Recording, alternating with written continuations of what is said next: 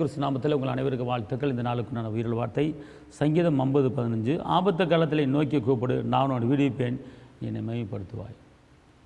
ஆபத்து காலத்தில் நோக்கி கூப்பிடு, நான் உன்னை விடுவிப்பேன், நீ என்னை மையப்படுத்துவாய்.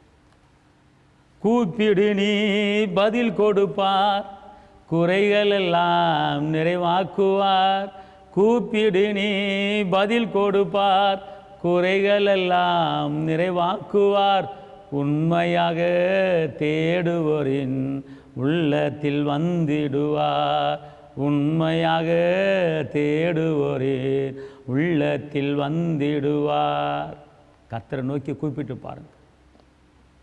ஆபத்து காலத்தில் என்னை நோக்கி கூப்பிடு, நான் உன்னை விடுவிப்பேன். அவர் விடுவிக்கிறவர், அவர் தாங்குகிறவர், ஏந்துகிறவர், தப்புவிக்கிறவர், அவர் உயர்த்துகிறவர். கலங்காதிருங்கள், கவலைப்படாதிருங்கள். அவர் உங்களை மேன்மையாக்கி மேன்மைப்படுத்துவார். காரணம், பிரச்சனை வரும்போது, வேதனை வரும்போது, ஆபத்து வரும்போது நம்மளை காப்பாற்றுகிற ஒரு தெய்வம் இருக்கிறார். அவர் தான் இயேசு. அவர் சொல்கிறாரு, ஆபத்து காலத்தில் நோக்கி கூப்பிடு, நான் உன்னை விடுவிப்பேன்னு சொல்கிறார். அவர் வாக்குத்தத்தம் பண்ணினவர், வாக்கு மாறாத தேவன். உனக்கு பிரச்சனை வருகிறதா, என்னை நோக்கி கூப்பிடு. உனக்கு துக்கம் வருகிறதா, என்னை நோக்கி கூப்பிடு. நீ சஞ்சலப்பட்டு கொண்டு இருக்கிறாய், என்னை நோக்கி கூப்பிடு.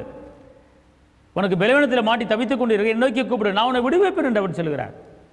ஏனால் அவர் சொல்லியிருக்கிறாரு, கேளுங்கள் கொடுக்கப்படும், தட்டுங்கள் திறக்கப்படும், தேடுகிற எவனை கண்டடைவான் என்று அவர் சொல்கிறார். அப்படிப்பட்ட தெய்வம் தான்.